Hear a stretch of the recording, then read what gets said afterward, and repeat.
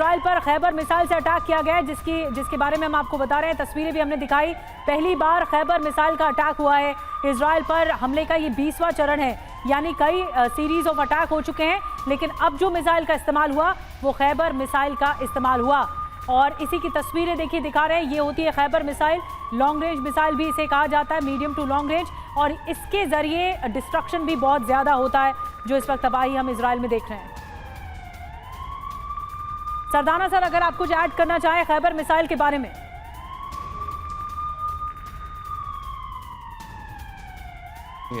दूसरी बात यह है कि अब ये जो मिसाइल ईरान दाग रहा है, ये सिर्फ सैन्य ठिकानों पर नहीं होगी, वो रिहायशी इलाकों पर भी होगी, ताकि इजराइल की जनता में दहशत फैले और उनके जो नेतृत्व है उसके ऊपर कोई दबाव पड़े। अब ये कहते हैं ना, जैसे सर ने कहा कि नो होल्ड्स बार्ड लड़ाई है, कि अब ये कोई फर्क नहीं समझेंगे, और जो अटैक अमेरिका ने किया है उसका जो बदला है, जो उसका विनाश है, वो इजराइल के लोग देखेंगे, उनके शहर टेल अवीव वगैरह देखेंगे। और आई थिंक सारा जो बखेर इनके पास मिसाइल्स का वो है स्टॉक पाइल है, वो अब ईरान बिल्कुल इस्तेमाल करेगा, और बिना बेझिझक और बिना किसी बेरहमी से करेगा, रिहायशी इलाकों पे करेगा। जी संजय मैसने सर, मैं चाहूंगा कि आप भी इसमें ऐड ऑन करें, क्योंकि जिस खैबर मिसाइल का इस्तेमाल किया गया ये पहली दफा तो किया गया, लेकिन जो खबर है, जो जानकारी, इससे भी ज्यादा विध्वंसक, इससे भी ज्यादा तबाही मचाने वाले हथियार और मिसाइल ईरान के पास है।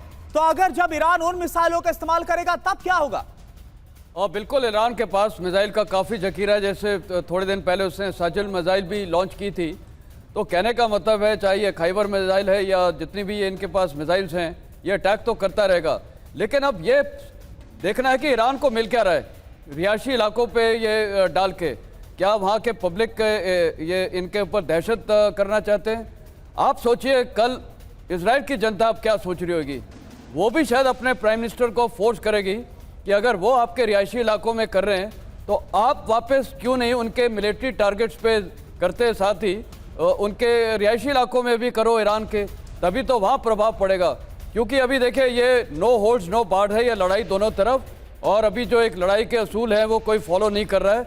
अभी मेरे को लगता है कि इसका परिणाम ये होगा, 1-2 दिन के अंदर शायद इजराइल भी वहाँ के रिहायशी इलाकों में टारगेटिंग करेगा। अभी तक जितनी भी टारगेटिंग हुई है, इनके जितने भी मिलिट्री कमांडर्स मारे जो फ्लैट्स में रह रहे थे, आपने देखा वो ऐसे वेपन्स यूज किए हैं कि पूरी की पूरी बिल्डिंग खड़ी थी, वो पर्टिकुलर फ्लैट डैमेज हुआ है जी। लेकिन अब ये इतना वो भयानक हो रहा है, सिर्फ हाँ एक टीवी उनका जो स्टूडियो छोड़ के, बाकी अब मेरे को लगता है कि प्रभाव तो अगर यहाँ पर हो रहा है तो उधर भी वो प्रभाव करना चाहेंगे उनके सिविलियंस के ऊपर। वेस्टर्न सर, जब अमेरिका कूद गया है तो क्या ईरान अमेरिका के आगे टिक पाएगा? ये एक बड़ा सवाल है। अब हमले और तेज होंगे। अमेरिका ने भी कह दिया है, नहीं रुका ईरान, हम हमले करेंगे। एक और बड़ी खबर है सर, आऊंगे आपके पास। ईरान का इजराइल पर बड़ा हमला हुआ है, रिहायशी इलाकों पर मिसाइलें गिरी हैं।